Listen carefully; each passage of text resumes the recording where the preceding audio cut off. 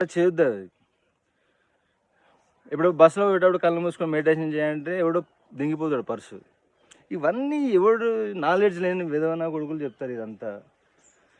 ఇప్పుడు మనం ఎక్సర్సైజ్ చేస్తాం, రోడ్డు మీద కొడతావా పుషప్స్ పోయి? చిల్లరగా అంటారు అట్లా చేస్తే. భోజనం తినడానికి ఒక టైం ఉంటుంది, ఒక ప్లేస్ ఉంటుంది, ప్రతిదానికి ఒక పెట్టుకోవాలి. కండిషన్స్ ఏం లేవాడా? నువ్వు కండిషన్స్ ఇవన్నీ పెట్టుకుంటే ఎవడు చేస్తాడు అని అంటే, రిజల్ట్ కావాలనుకున్నాడు దాన్ని సరిగ్గా చేసుకుంటాడు. అట్లానే అపసవ్య దిశలో వెళ్ళొద్దు. సో ఇక్కడ మంత్ర చాంటింగ్ గురించి పాయింట్ చూస్తే, దీనికి జపాన్కి ఇనిషియేషన్ కావాలా అంటే బీజాక్షర మంత్రాలు ఉన్న వాటికి కొన్నిటికి అవసరం ఉండొచ్చు, కానీ నామ జపానికి లేదంటే ఈ ఓం నమ శివాయ నారాయణాయ దానికి ఏం అవసరం లేదు.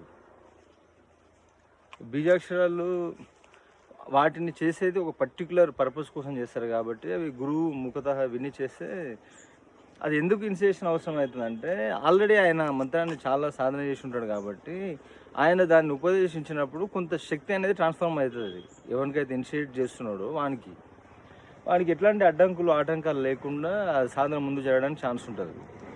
ఎవడు టచ్ లేనివాడు ఏదో బీజాక్షరాలు ఉన్నదాన్ని తీసుకొని చేస్తే కొన్నిసార్లు అది రివర్స్ కొడుతుంది. ఎందుకంటే వాళ్ళకు కనెక్ట్ కానీ ట్రై చేస్తుంటాడు, వాళ్ళు ఏదో ప్లేన్లో ఉంటారు. మనం డిస్టర్బ్ చేసినప్పుడు వాళ్ళు వీడి నుంచి విడిపించుకోనికి ఏదో సమ్ డిస్టర్బెన్సెస్ క్రియేట్ చేస్తుంటారు. కాబట్టి అట్లా కాకుండా జరగాలి, ప్రాసెస్ ముందుకు వెళ్ళాలి అంటే ఇనిషియేషన్ అనేది ఉంటే బెస్ట్ అది. కానీ చక్రాస్ యాక్టివేషన్ కోసము లేదంటే మైండ్ ఫోకస్ కోసము దానికి ఇవి చేసుకుంటే చాలు. ఓం అని పద్మేహం కూడా చేయొచ్చు, బాడీ ప్యూరిఫికేషన్ అవుతుంది. అది బాడీ మైండ్ సోల్. అయితే ఈ జపం అనేది ఎట్లా చేయాలనే దానికి 3 స్టేజెస్ ఉన్నాయి కదా, భౌతిక, తర్వాత ఉపాంశు, మానసిక. ఎవరైనా సరే ఇనిషియల్ స్టేజ్లో ఏదైనా మంత్రాన్ని తీసుకున్నప్పుడు, చాంట్ చేయాలనుకున్నప్పుడు అది ఫస్ట్ వర్బల్గా చేయాలి దాన్ని. ఎందుకంటే ప్రొనౌన్సియేషన్ అనేది వెరీ ఇంపార్టెంట్. ఇప్పుడు నీకు ఉపాంశు మానసిక వెళ్ళకంటే ముందు ఆ జపం అనేది మనకు ఏదైతే మంత్రాన్ని చాంట్ చేస్తున్నామో అది కరెక్ట్గా పలకడానికి రావాలి. ఓం నమ శివాయ నమః అని వస్తుంది అక్కడ.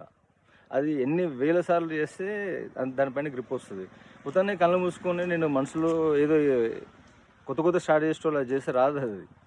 ఇంకోటి మనసు